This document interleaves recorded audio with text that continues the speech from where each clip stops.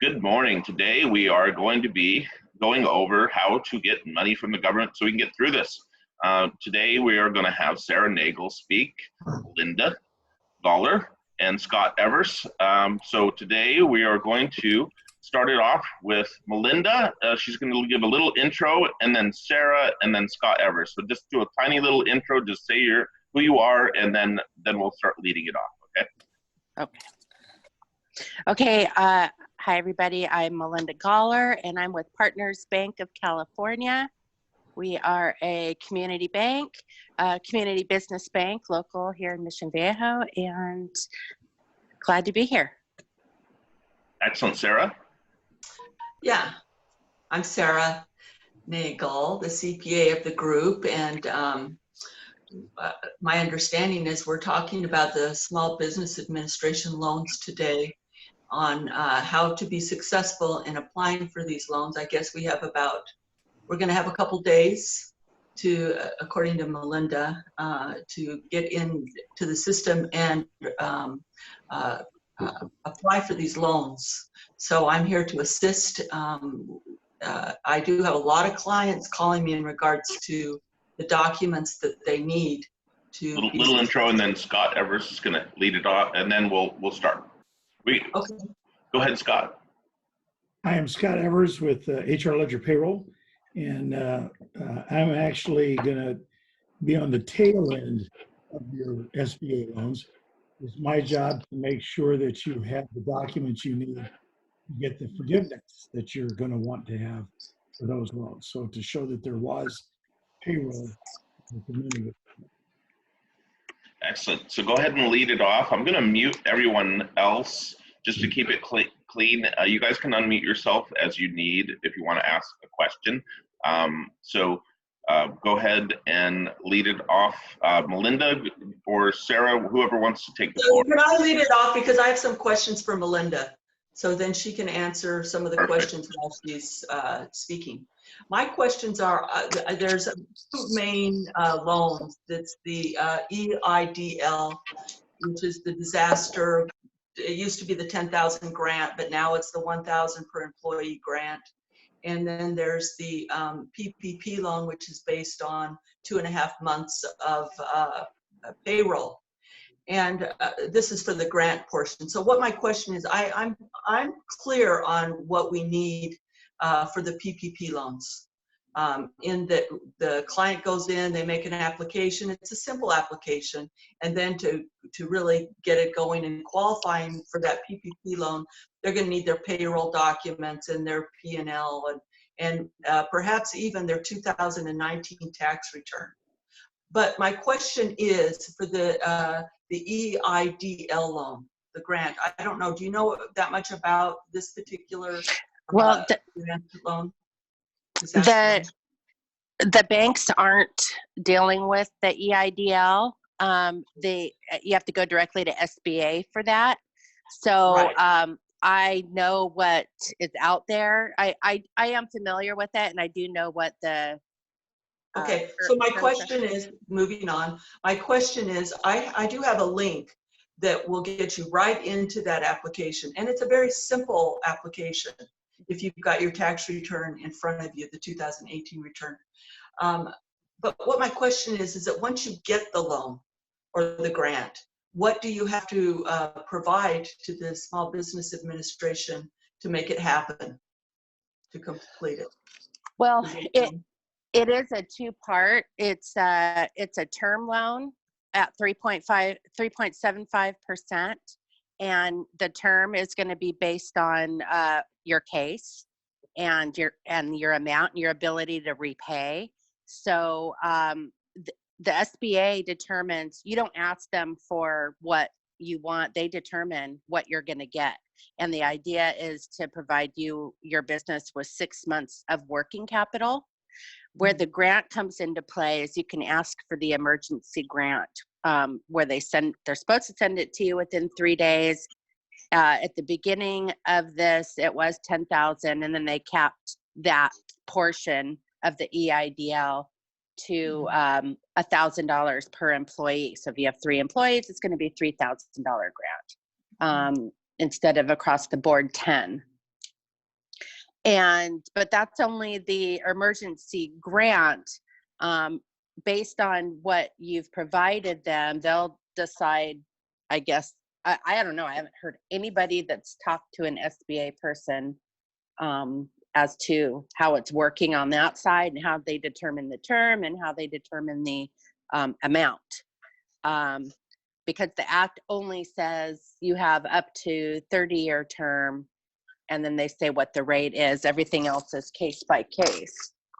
Okay, well, I have a little bit of information in regard to the EIDL grant.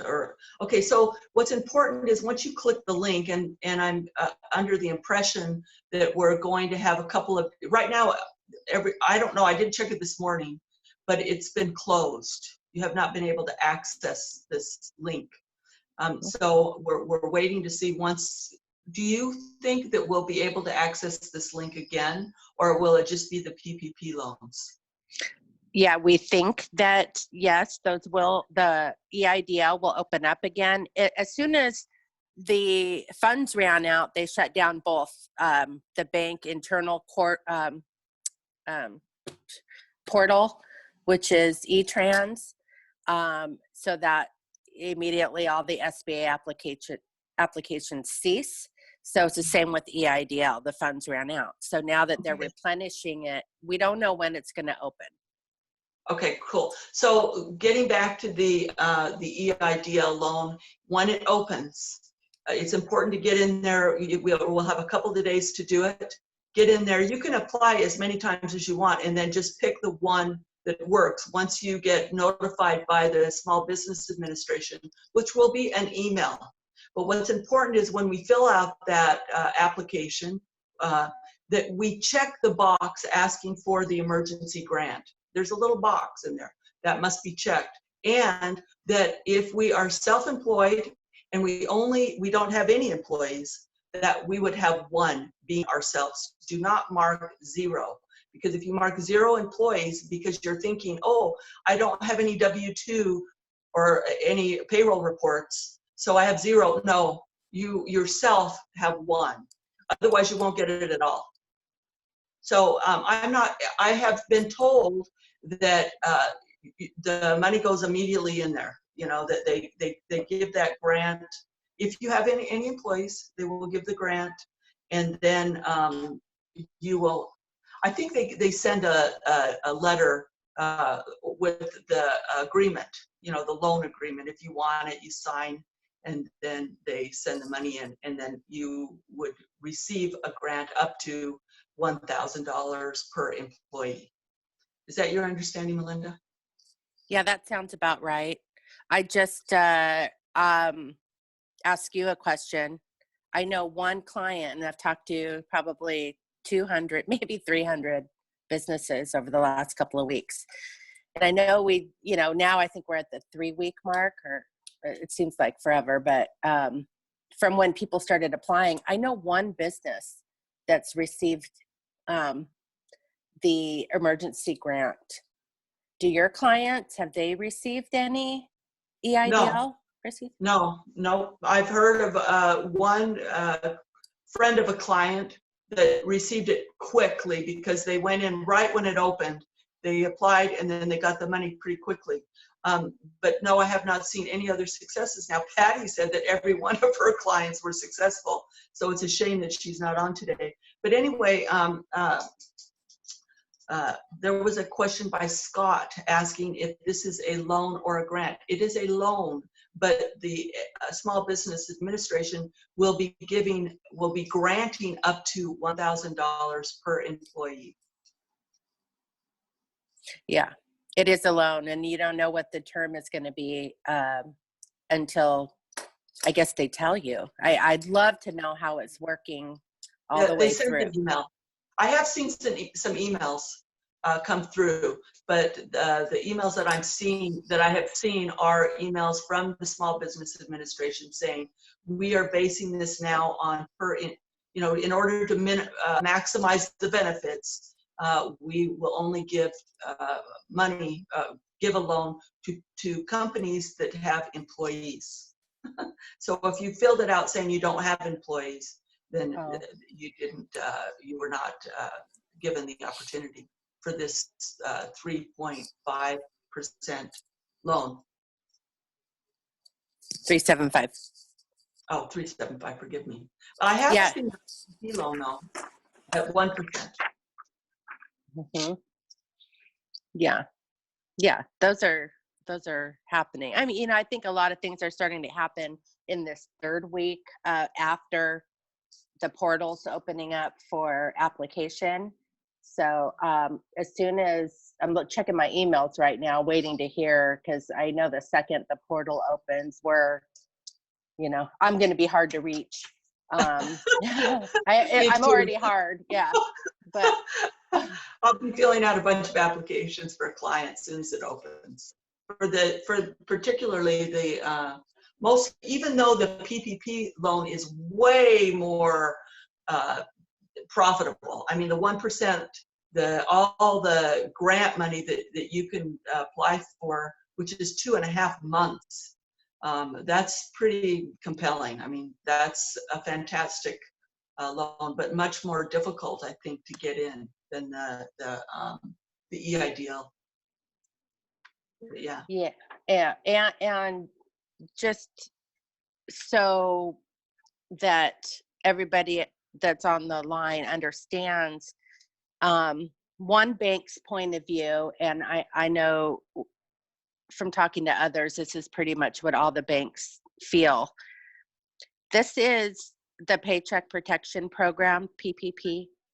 Don't go to your bank and say, well, just, you know, let's do the 1%. I'll just spend it on whatever I want and pay the 1% over 2 years. And if somebody says that to one of our bankers, we're not taking the application, because this is the Paycheck Protection Program, and it's about restoring people's paychecks. It's what the intention is for. It's in the name. And it's not meant to be, wow, 1% 2-year loan. Let's pay off my lines of credits at other banks, and 1% loan. Okay. Go on. Yeah, let me expand on that a little bit too. It's my understanding that somebody in the group, I think it was Giovanni, said, if you get this loan from the Small Business Administration, you should really start a new bank account just for the loan, putting the money, depositing the money into the bank, into the separate bank account. And then there's 3 expenses that in order to get grant, the 2.5-month grant, are payroll, utilities, and mortgage interest or rent. That's it. Only those 3 payments they want to see paid or used with these funds. And another thing I learned from another webinar is that the lookout period, now Melinda said it was an 8-week from when you get the loan, then 8 weeks from then they start to look to see what your payroll is and your utilities and your mortgage interest. But I was told that it was from May 1st to June 30th. So, Okay, did somebody tell you that, or did you read that on the treasury.gov website? no, it was through a professional webinar. This is my point. So there is so much information out there, and yes, so there's been all kinds of changes, and I can't keep up with it either. So that's why I'm really trying treasury.gov. That's it, because you can, at the beginning, you could choose your 8-week period. Okay, so you can choose when that period is going to be within the time frame, and that changed in the latest update of the FAQs on that website I sent to everybody. I still haven't had a chance to look at the updates and I should have done that last night actually, to see what the updates to the FAQs were, because that is how they are releasing information on the act itself, or the PPP program itself. It'll all be in the FAQs. So you got to use the interim final rule together with the FAQs to get the whole picture. Because if you just read the about the Paycheck Protection Program, the interim final rule, if you just read that and don't read the FAQs, then you're getting misinformation, because it's evolved and it continues to evolve. Yes, exactly. So I haven't heard that. Okay, thank you. Yeah, that would be, I want to confirm. So this is, I didn't prepare anything. I really wanted it to be a Q&A for you guys had any questions, and everybody could hear the same questions, because a lot of us have the same, questions. So, Ditto. Evers. I'd just like to make a clarifying point. It's easy to throw these terms grant and loan around, but all of these programs from the SBA are loans. They're not grants. A grant does not have to be repaid. A loan does. Even with the PPP program, it's a loan that must be repaid, but you can apply for forgiveness. So understand that these are loans. If you take these out and you don't get forgiveness, you are going to repay them. On the other hand, if it's the PPP loan, you're repaying it at 1%, and that's after 6 months. It's the cheapest money you could get. But I just want you to understand those things, that these are loans, they're not grants. Right. And actually we have loan documents. So it's a promissory note with disbursement instructions. It's definitely minimized, but it is loan documents that the officers of the corporation have to agree to. And everybody should read the terms so that they're clear on exactly what's going to happen and what needs to be done. You have a question? Actually, I do. So I submitted the EIDL and the PPP previously. Should I do it again? That is a really great question. Wait, yeah. Great question. Really great question. I know with the PPPs, we're continuing on. So, when we had a stack of apps to enter into the portal, it shut down. Well, those people are still next in line. So I mean, I submitted through you at one time, and then I could also go through Chase Bank. Chase Bank being a big bank, I don't know how, and I'm not a borrower. It's just an account for me. Is it under your name? It's under the business name. Yeah, definitely apply. Because and Patty mentioned QuickBooks is taking applications too. So the way I feel about it is, what's important is that you get this loan. Your chances, having a bunch of applications out there makes me uncomfortable. So make sure you're tracking it and you withdraw from one if you receive allocation from another. But I think the fintech companies that are just coming online with this, look, they don't have 20-year banking relationships with their customers, and they're not going to be overwhelmed like all the banks are. So I would find the online fintech companies. I'm sorry, the online what? Fintech. yeah, Financial. I'd like to make some comments in regards to that too, because I did go online yesterday after our meeting and started applying for a client. And what I noticed is that they are asking for the 2019 tax return. If you're a Schedule C, a proprietor, or they want to see the tax return. And a lot of my clients, their tax returns are not ready for 2019. I could address that. So what we're doing is, yeah, you're totally right. But we're asking, if we need a Schedule C, we're asking that they complete a Schedule C. It doesn't have to be filed, but they're going to know. I mean, they're bookkeeping what we're in April, so their year-end financial statement should be, up to date. Hopefully, It depends on what your fiscal year is. My fiscal year is June 30th. Yeah. So how does that work for, I'm not an accountant, so I don't know how that works for this purpose. When you're asked for calendar year data, but your fiscal year is in June. Well, because these are, they have Yeah. their own rules. I Yeah. would provide a P&L showing year, like a calendar year, and then show your tax return for your fiscal year. But here was my understanding, in that the Maybe both. loan is still going to have to be underwritten. So you could submit an application, but it's still going to have to be underwritten. And at that point in time, you're going to have to provide whatever information is necessary for them to be comfortable approving the loan.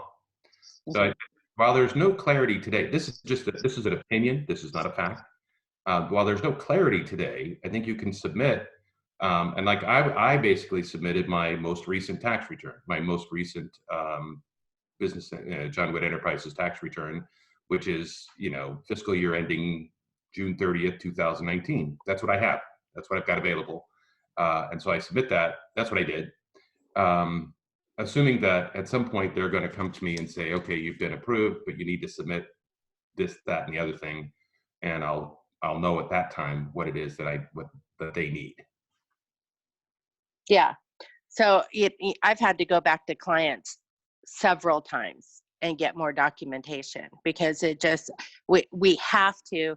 You come up with $100,000 in payroll costs, and that's your dollar figure. We need to know how you came up with it.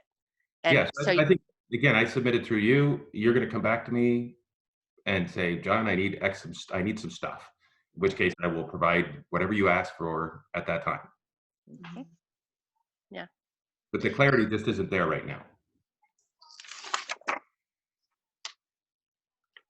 Yeah, correct. It's evolved. So in the beginning, we did. So what the act says is that the banks to the lenders. So there's specific communication to the lenders. So they said, our underwriting should be performed using tax documents. That's it. So each institution has to interpret that on their own and decide, through experience, what does tax documents mean. And having 2019 personal tax returns not filed, then or business, what else? And so that's why you got a hodgepodge of different needs lists from different banks, because it was just up to interpretation. So I've had to go back to quite a few clients asking for more documentation, and we don't know until it gets to the underwriter. There could be more. So how many underwriters have you completed any loans where they've actually been funded? Yeah, we've got 283 allocation codes. We're a small bank. So and that we have funded over $150 million, and that started on Monday, all the funding. Okay. And yeah. So and it's I'm sure way higher than that now. And you have to remember, all banks have a liquidity cap, so we can only lend out so much before we have a liquidity problem. And yeah, we could borrow from the Fed, but it's, what we're asking is, you deposit the funds here right now, if you could.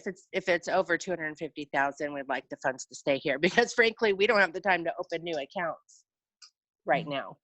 So, we're just trying to, head to the ground, trying to get as many allocation codes as we can, and then underwrite on the back end before the money runs out, which we think is going to happen really quick.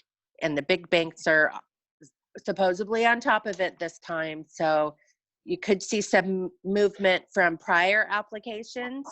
John, I wish I knew the answer to that question about, do you have to reapply? You don't with us, but I just don't know what the big banks are doing.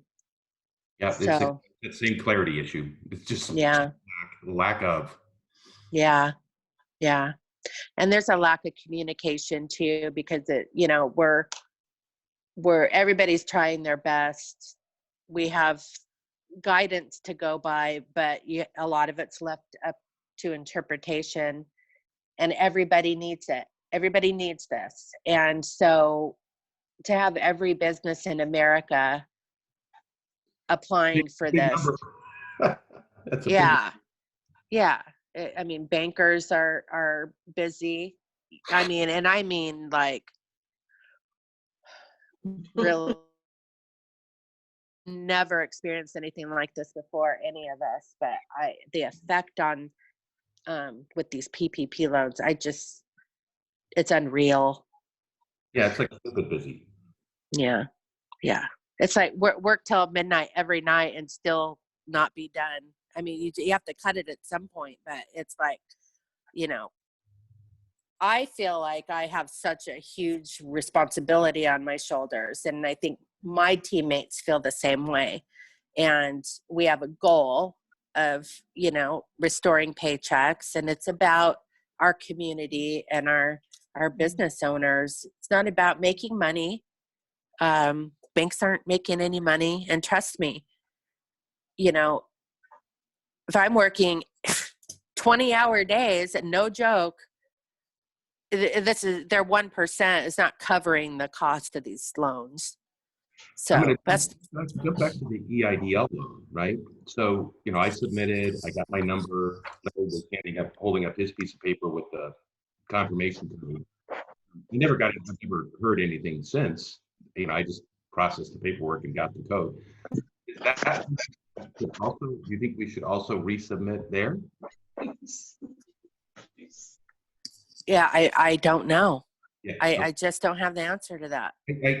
I have this suspicion because you put in your employee identification number that if you submit again through EIDL, they may bounce that one.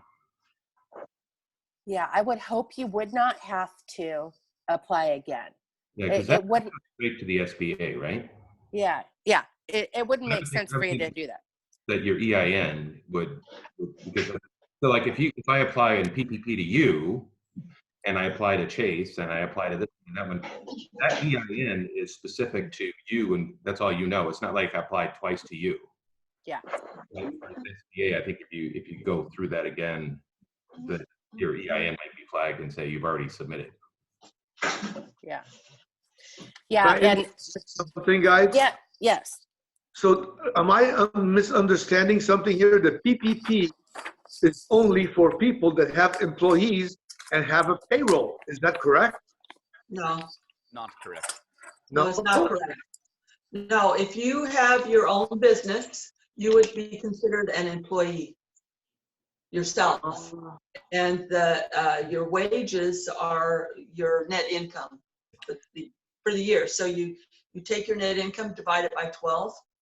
Yes, and, yes. That's your monthly income.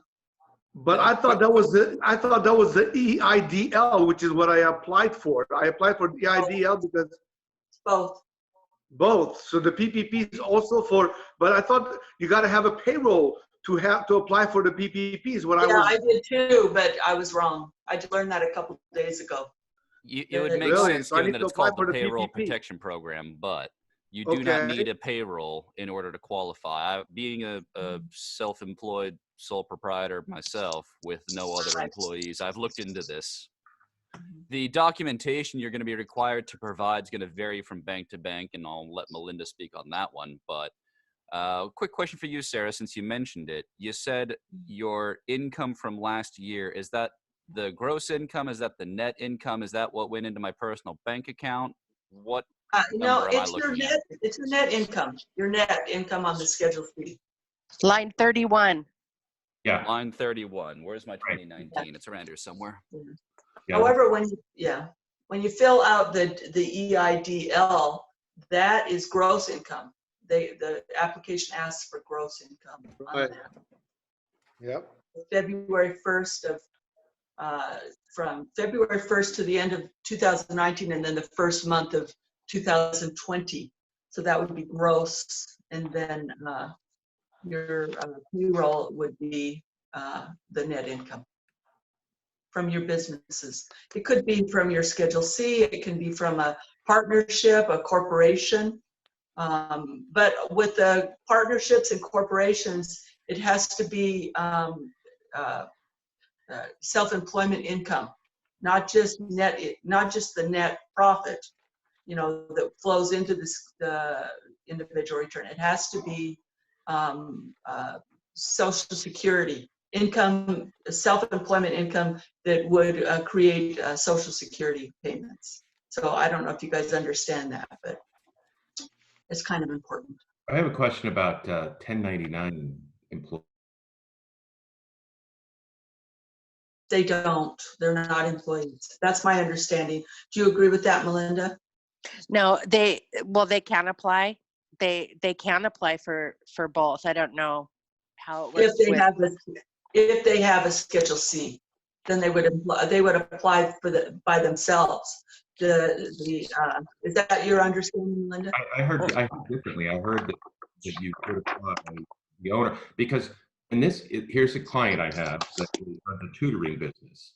And so they have 50 tutors across California, but they collect the money from the client, from the school district, and then they pass out the money to the 1099s, right? So all of the invoicing, all the collection, all the payments and everything else get done through the central organization, and then they pay out to the 1099 employees. And my understanding is that through their research, they believe that those 1099s, that sum total would be considered payroll. No. And again, I don't have.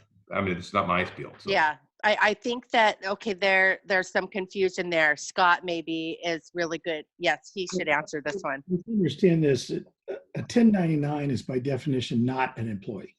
They're an independent contractor. So the term 1099 employee is a misnomer. You can't use that. Now, what you're describing sounds more like a leasing firm. So they have a lot of employees that they lease out to school districts. The school districts pay it. They get 1099 for having paid it. But the leasing company that leases the employees, those are their employees. And the leasing company can go for a loan based on that. Yeah. But if they're paying those people as 1099s, it's going to be very difficult to hold that up. The state and the feds are cracking down on illicit 1099 use. And so when your point is very well taken. It could be a mislabel, yes. 99. Whoa. Yeah, leasing companies. I'm working with one client now who used a PEO, a professional employee organization, to hire some employees, and then some workers, and then the rest of the workers are his employees. He wants to claim all of them on his PPP loan. And what we proposed to the bank that he's going with is he did in fact pay the payroll for those leased employees. And he did in fact pay their taxes. He just paid it through fees to the PEO. Now, I don't think they're going to go with that because there's going to be no tax documentation to show that those people were in fact employees. What it comes down to, John, is this: who claims them on their taxes? If it's the PEO company, then they're employees of the PEO company. If it's the people, then they're. So some other noise just happened there. Yeah, I thought I was the only one hearing that. No, everybody did. Yeah. The bottom line is on whose employee identification number were the taxes paid. Yeah. So if the taxes were paid on the EIN of the employer who wants to get the loan, great, they can get it. But if they're on somebody else's EIN, like the professional employee organization, then they can't. So Good Yeah. point. unless some bank steps up one of these days and says, yeah, just show me where you actually paid for all this and we'll lend it to you, because the guidelines that we've read, the front end of this whole thing is not what we do. We do the back end. But when we've read the guidelines to the banks on we want you to go out and make these loans, here's your guidelines. And the guidelines could be printed out on a 4x5 card. It's ridiculous what they're telling them. You take a risk, but we're not going to give you that many guidelines in order to do it. So if you look at it in just the guidelines, a bank could say, yeah, if you want to give us documentation showing you paid for those people, well, we'll let you go ahead and put them in there.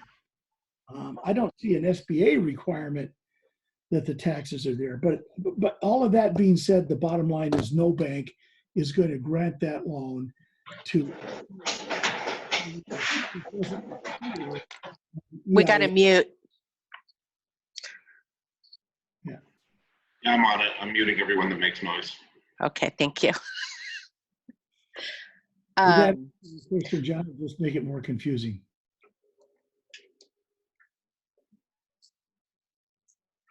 You're muted, John. There you go. I think you're right. I think it's this interpretation model, right? So communication's a weird thing. We can't hear you, John. Can you speak up? So communications, can you hear me now? Yeah. A bit faintly, but go ahead. Okay. Communication is kind of a weird thing. I mean, there's what we think, what we say, what we hear, and how we interpret it. And there's a lot of gaps, a lot of opportunities, and everybody could. And this is why there are so many attorneys in the world. Love you, Matt. Is because everybody interprets those words, and the process can interpret them a little bit differently, and that's the challenge that we have right now. Yeah, a perfect example is I had a conversation with Larry last week. He was saying I'm on day whatever of my quarantine, but there's very legal terms. When you use the word quarantine, there's some very specific legal terms to that. So you can't just throw those words around. I mean, it's fine when you're joking and other people know you're joking, but using that word has a definition. Grant and loan has definitions. So especially when we're talking in these times, we have to be very succinct on what we're saying.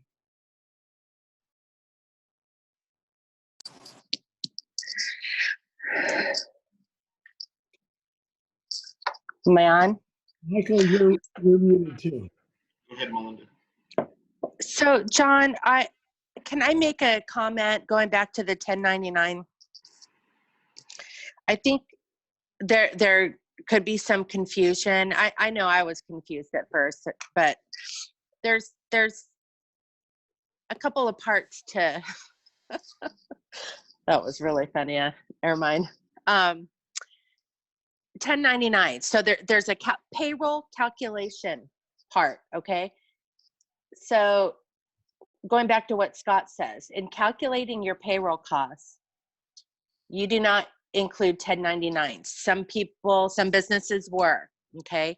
But you can't do that because 1099 independent contractors can apply for the loan themselves.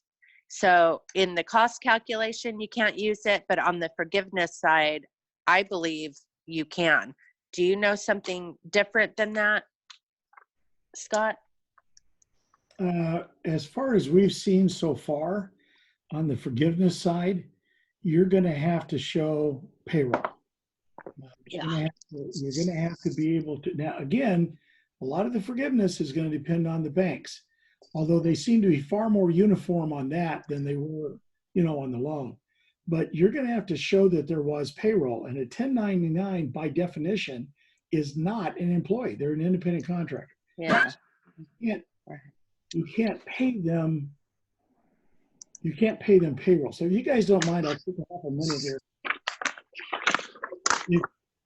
If you had 4 employees and they all had a computer, and you use a computer system in your business, and you hire a person to come in and work in your business for 6 months, and they're going to decide what computer equipment everybody should have, and they're going to buy it and install it, and they're going to write custom software, and they're going to train everybody how to use it, and then they leave. There's a starting point, there's an end point, and during that time, they don't do anything that's instrumental to your business. They do something else. That's a 1099. Anybody else you hire is W-2.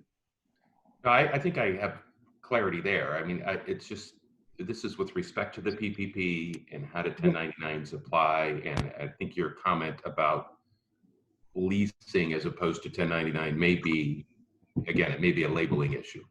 Yeah, so what we're down to is on the forgiveness portion, what we're seeing from the different banks that we're now providing forgiveness information to is they want to see actual payroll data.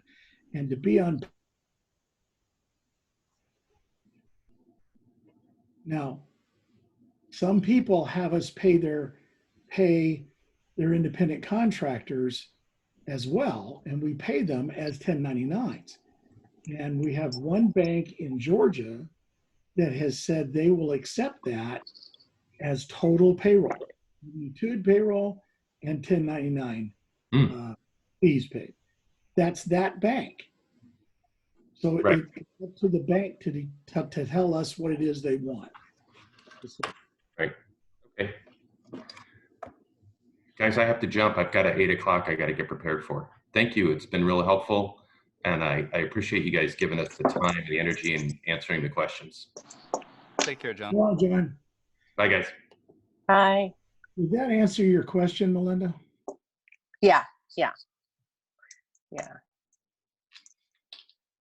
Anybody have any more questions? 2 quick questions. One I asked in the chat a little while ago, and I may have missed the answer if someone gave it, but if we apply for the PPP, we get and use the requested 2.5 monthly payroll.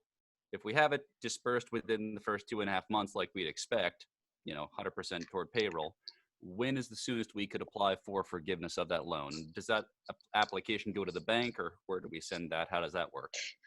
We don't know yet, but I'm Yeah, sure. we haven't got there yet. I know, I'm wondering the same thing because I think it's going to be another process. I don't know if it's going to be another application. We Okay. don't know. But I imagine it is. I imagine it's going to be another maybe real quick application, like the PPP application was very easy. So it's probably going to be just like that with some more certifications, and the certifications are, in good faith, blah, blah, blah. I certify, I followed the rules, da, da, da. And now I'd like to Sarah, apply. you're muted, by the way. Now I'd like to apply for forgiveness. So you go to your bank. So Am I unmuted? Can I talk? Yeah, I unmuted you. I'd like to make some comments on that. Go ahead, can Sarah.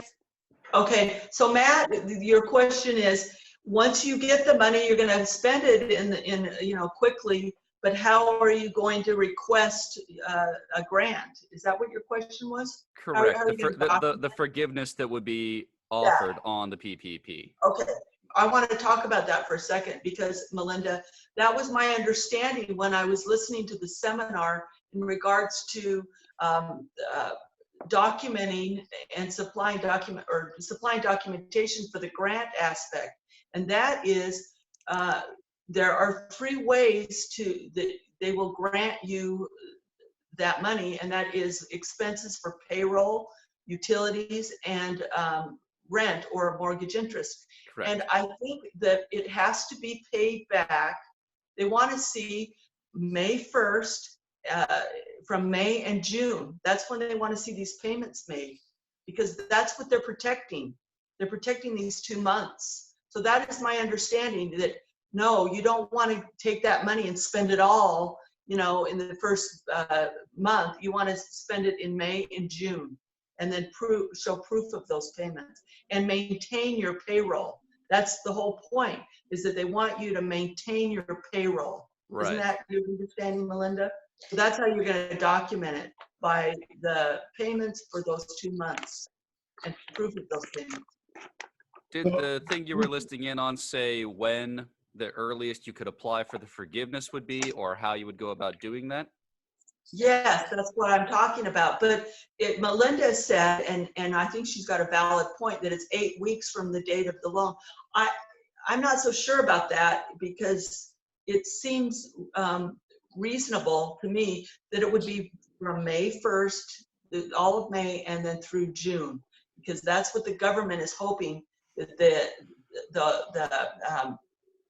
the reason for this is to maintain payroll and to keep people working. And they want them Right. to be working in May and June. So that's my understanding. That's the intent of this. What we've seen in our conferences from the IRS in terms of getting the forgiveness for this loan is that it is 8 weeks from the time you get the loan.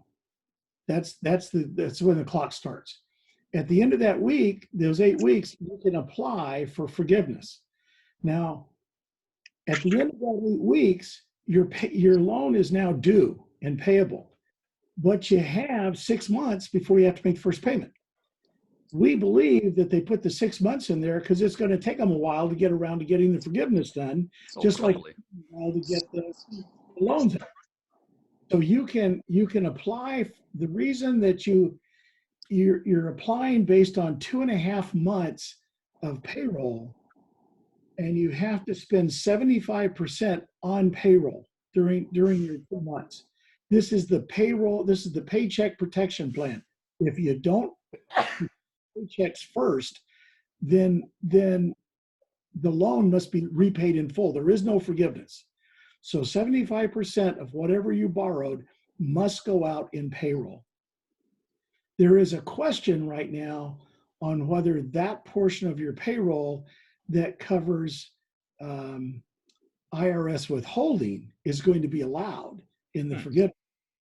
And nobody has an answer for that yet, because there is an IRS program to forgive that. So whether they're going to maintain you have to apply for that and the forgiveness, we just don't know. But we do know 75% has to go out on payroll, and then rent, utilities, and to pay down interest on mortgage payments. So that's why you have that other 25%. That's why you applied for 2.5, is to get you that other 25%. But let's look at it realistically. Let's say you borrowed 100,000 and you use 75,000 on payroll. You now owe, and you can't justify any other payments. You now owe 25,000 at 1%. It's very cheap money, and you got 6 months in which to pay before you have to make a payment. So worst comes to worst, if you owe that full 25,000 or 2,000 or whatever left over that you can't get forgiveness on, just go down to the bank and write them a check. Say, oh, here you go, I didn't need it. And you're done. Loan's paid. Now there's probably going to be some kind of interest on that, but not much. So we see a lot of clients so focused and worried about the forgiveness portion that they're not understanding that this whole program was cobbled together to get money out there to keep people employed, to keep paychecks going out. And if you do that, you've met the obligations of the program. And now anything else that you can get forgiven is just. And another thing is, you don't have, if you get the $100,000 bills from the government, you don't have to spend those 100,000 on your payroll. You just have to show that you spent money on payroll. You don't have to show that it was the actual loan funds that you spent. You see what I'm saying?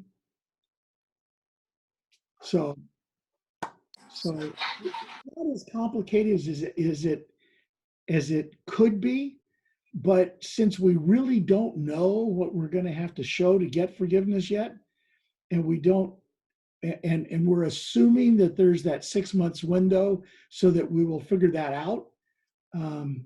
Right now, it is a little complicated for us because we just have to wait for Melinda's bank or B of A or Wells Fargo or whatever the bank has to be to come to us and say, okay, we're accepting forgiveness packages now, and this is what we need to see. Well, on the payroll side, we can give them whatever they need to see. That's not a problem. The reports are there. They can be generated. The 2 or 3 that we're looking at turning them in, we have the one bank in Georgia that from the day they made the loan, they wanted us to start reporting payroll to them. So they can start acquiring those records now and have them when it comes time for forgiveness. Scott, Yes, sir. so my question again goes back to what I asked earlier, and Sarah said, yeah, I need to apply for the PPP. I have no employees. So you're saying to still apply for the PPP to pay myself as the employee from the PPP, or Yes. what? Yes, you are an employee. Okay, all right, cool.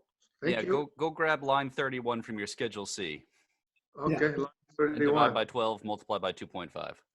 All right, on 2018, because I didn't do my 2019 yet.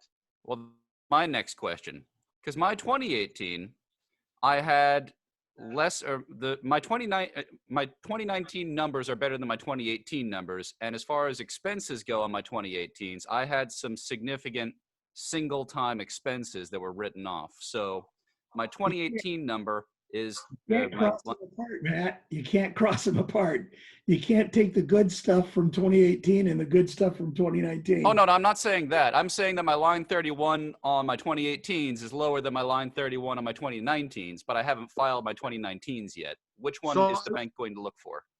So Matt, so under these circumstances, don't go with the 2019 because it hasn't been filed yet. Go with the 2018 is what I would do.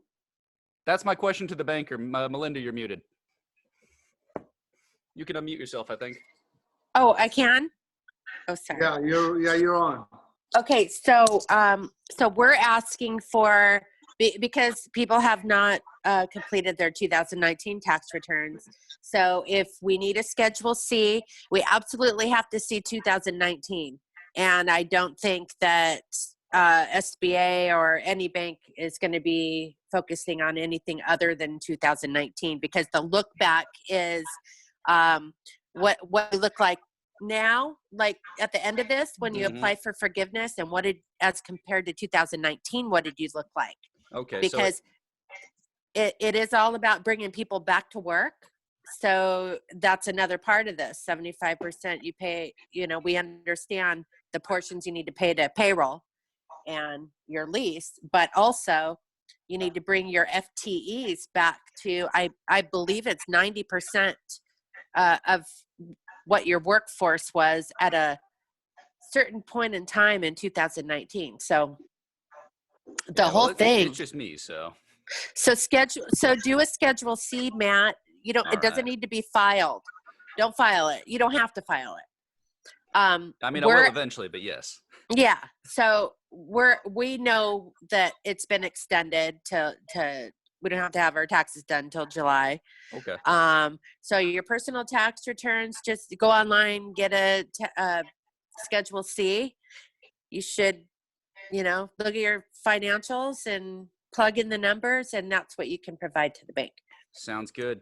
I just needed to finish up. I have one almost done. I just need to finish up my mileage and all that. Okay, you got to do it. Oh yeah. Because the second that the portal's open, I don't. Flooding. It's not going to allow. It was 9 days, the first round. I think this is going to be more like 2 days. So. Are you going to let us know when those portals are open, Melinda? Will you inform us by email? I don't know. I don't get it. Yeah. I am, but I don't know unless somebody emails me directly and says we just opened. I won't know. So I imagine I'll know at some point, but I don't have access to the portal. So I see. Yeah. Okay. Yeah, you guys, you can't wait until the portal opens. Get the application in now. Mm-hmm. Yeah. Because when it opens, like Melinda's saying, 2.5 days maybe for it to be open. I think that's optimistic. Oh yeah. The whole thing could close in hours. Yeah. Get it in and get it done. Yeah. If you can even get access an application. I think applications are available. Mhm.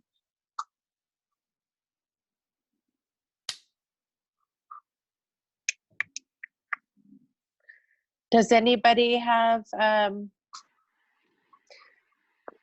any more questions? Tony, have you applied? You need to be applying for this. You're muted, Tony. There we go. I did it online, but it sounds like I've got to go to a banker. Yeah. So online didn't mean squat. So you did the EIDL, but you haven't done the PPP application. Because I don't have any employees. Yes, you do. You have you. Yeah. You. Self now. Yeah. So, who's your bank? Well, I've got one with Wells Fargo and one with Union. And their business accounts? Yes. I'd put an application in with both of them. Okay. Okay. Well, how do you get in? Sounds like I've got to make an appointment because they're not just letting anybody in. Yeah. It's really hard to get in touch with bankers right now, for sure. Yeah. And branch staff, really, they don't know. It's hard to get answers back. Then there's so many questions. I don't know if Union's taking them. I know Wells is. Okay. Well, I'll go to Wells. I was just in there talking to some guy and he seemed real friendly. Said if he could help me with anything. Yeah. So maybe I'll take him up on that. Get that turned in. I have a feeling, I am hoping they open the portal on Saturday. It could be open right now for all I know. But I'm hoping they open on Saturday when all the big banks, people aren't working, and so that we can enter as many applications as possible, because we'll be working on Saturday if it's open. I've got a patient this morning. I think I'll look into Wells Fargo after this. We submitted I did our EIDL online 2 weeks ago today, and I haven't heard anything except the initial application that I showed, and we submitted our PPP 16 days ago, but our bank really didn't finish underwriting it till Monday. So as of Monday, they underwrote it and they had all the documentation ready to submit, but we haven't heard anything. I opted to not submit to any other banks because I had a relationship with my bank. You know, they have my mortgage, they have my my multiple corporations, they have all my business. So I felt like I had a lot more leverage, and I said I don't want to complicate the system. So I opted only to submit through my bank and push them, and also the EIDL, which I've heard nothing from. So I'm just kind of sitting, anticipating at this point that they're somewhere in line. So we'll see.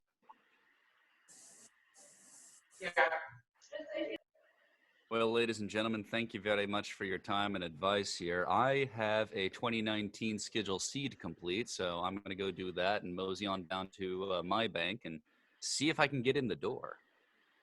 Thank you very much for the guidance and the highlights. I'll let you know what I find out. Y'all take care. Okay, sounds good. I have to take off, guys. It was fun, but I got to get back to work. Yeah, I think we'll wrap it all up. If anybody wants to add anything else, go right ahead. Otherwise, thank you everyone for getting on so early, because I just love those mornings. And so thank you so much, Sarah, Melinda, and Scott Evers for giving us great information. Thanks for being there and supporting our group. I'll launch this to YouTube today, and I'll share the links with everyone, okay? Thank you. Thank you. Good. Before we hang up, Tony, will you call me, and Larry, both guys?